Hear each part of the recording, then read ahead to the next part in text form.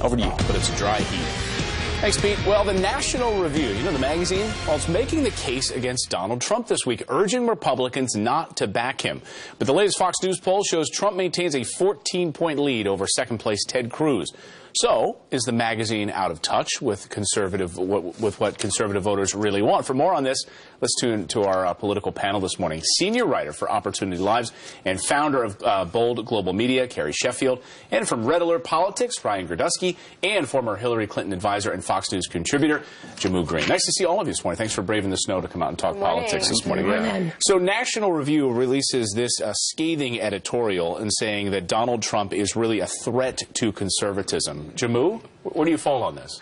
Well, I think they are in line with conservatives. Conservatives want to win the White House, and they know that Donald Trump is not going to be able to take it in the general election.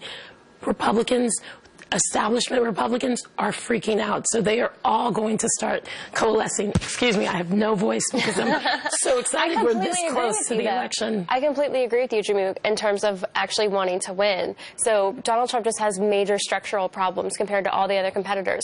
Moderates despise him, a lot of them. Women have a really hard time with him.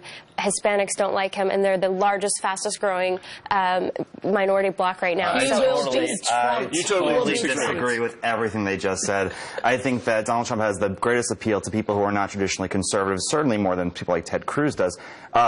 And I think that these National Review writers, where were they when George W. Bush was expanding government every single solitary year? Where were they, why wasn't there no editorial bashing Lindsey Graham for all the non-conservative things? I'm totally with you on that, but let's also point out that this isn't just National Review. It's more than 24 conservative leaders across the board. So this is, I think what's happened is this was too much. I mean, it's too little, too late in the sense that they should have said this months ago, but nobody took Trump seriously because he's not a serious person. Here's what Donald Trump had to say about it.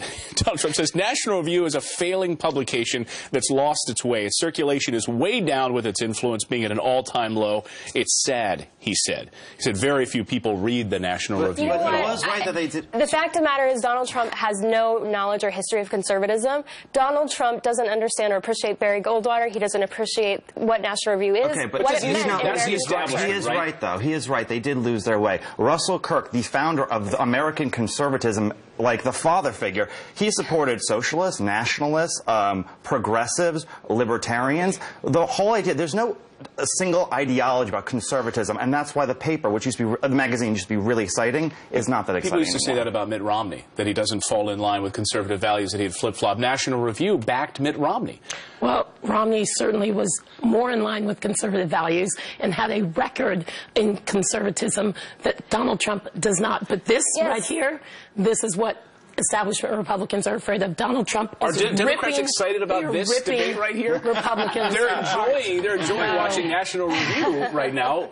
You know, and this feud inside the Republican Party. National Review. It's dozens of leaders and hundreds and thousands of people who are very upset about the fact that Donald Trump has no track record. He was pro-abortion. He was pro-gun. He was pro-taking away property rights. This is a man who supports socialist policies, raising taxes. He's not a true conservative. Right. And final point on the Trump question. Okay, that doesn't matter at the end of the day. These writers are hoping writers are hoping that corn subsidies matter more than the big issues like immigration and trade do.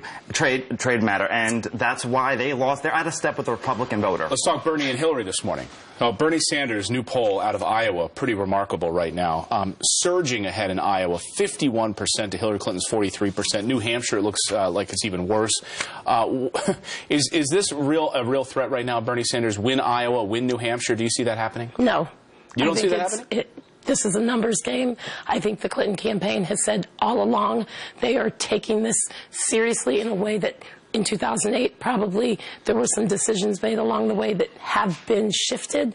They see this as a long game. South Carolina, Nevada, the rest of the primary states, he does not have the type of base that is necessary with Democratic voters. What a kick in the knee, though, to lose Iowa and lose New Hampshire. Yeah, and I think your average Hillary voter is not as enthused as your average Obama voter 8 years ago. I also think that it is true. Have you seen the young girls who are out there? Yeah, they're so excited. for Katy Perry. Or for Lena Dunham.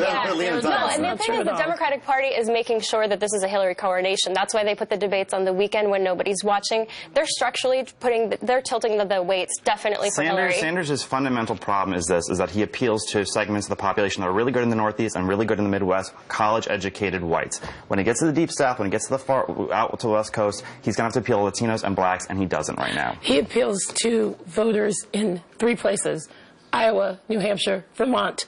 The election is going to be decided in the rest of the states. It's a long game. Just a few weeks till Iowa. It's going to be exciting. All right, guys. Thanks so much. Thanks for braving the snow to come out with this. Thank you. Appreciate it. Bringing the energy.